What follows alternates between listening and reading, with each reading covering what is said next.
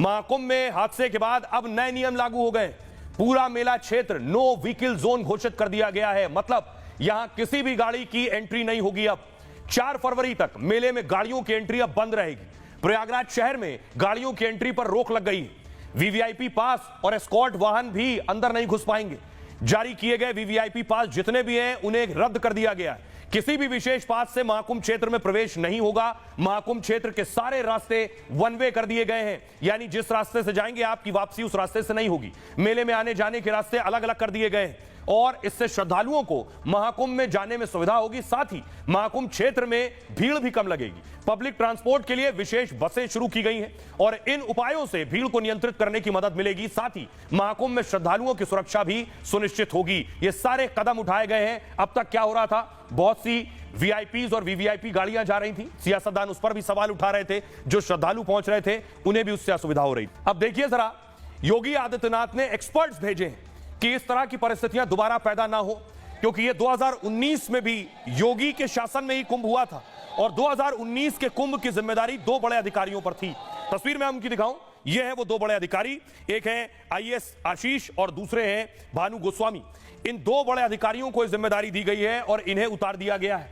देखिए जरा, ये 2 अधिकारी, दोनों की काबिलियत क्या है। 2019 का कुंभ इन्हीं की देखरेख में हुआ था। ये है दोनों अधिकारी। महाकुंभ में योगी ने ये 2 अनुभवी अफसर उतारे। दोनों के पास 2019 कुंभ के आयोजन का अनुभव है। आईएएस आशीष गोयल और भानु चंद्र गोस्वामी ने कमान संभाली है। दोनों अफसर फील्ड पर उतरते ही किसी भी गड़बड़ी का अनुमान लगा लेते हैं, ये खासियत है। दोनों ही अधिकारी ऑन द स्पॉट फैसला लेने में माहिर हैं। इन दोनों के साथ 5 अनुभवी पीसीएस अफसर भी महाकुंभ भेजे गए। आईएएस आशीष गोयल राज्य के विकास कामों में जिम्मेदारी संभाल रहे हैं इस वक्त। आशीष गोयल प्रयागराज कुंभ 2019 के दौरान वहां के मंडलायुक्त थे और किसी भी काम को लटकाने की जगह तुरंत काम करने में विश्वास रखते हैं। साथ ही काम को दूसरे अफसरों के भरोसे छोड़ने की जगह खुद पहुंचते हैं। वहां फीडबैक सिस्टम मजबूत रखते हैं हमेशा। इनके पास फील्ड के काम का अच्छा खासा और लंबा अनुभव है। जनता से सीधा संवाद इनकी खासियत है। साथ ही आशीष गोयल 1995 बैच के आईएएस अफसर है। 12 फरवरी 1973 को बिजनौर में इनका जन्म हुआ और ज्वाइंट मैजिस्ट्रेट से लेकर यूपीपीसीएल के चेयरमैन तक का पद संभाल चुके हैं। आशीष गोयल के पास करीब 30 साल का अनुभव है, तो अनुभवी शख्स को भेजा है। गोयल मार्च 2007 से अप्रैल 2008 तक प्रयागराज के डीएम भी रहे हैं। 2019 से 2020 तक प्रयागराज के मंडलायुक्त रहे हैं, यानी अच्छा खासा तजुर्बा है। दूसरे एक्सपर्ट को भेजा है आईएएस भानु चंद्र गोस्वामी, जो राहत आयुक्त का जिम्मा संभाल रहे हैं इस वक्त। साथ ही कुंभ 2019 के दौरान प्रयागराज विकास प्राधिकरण के वीसी थे।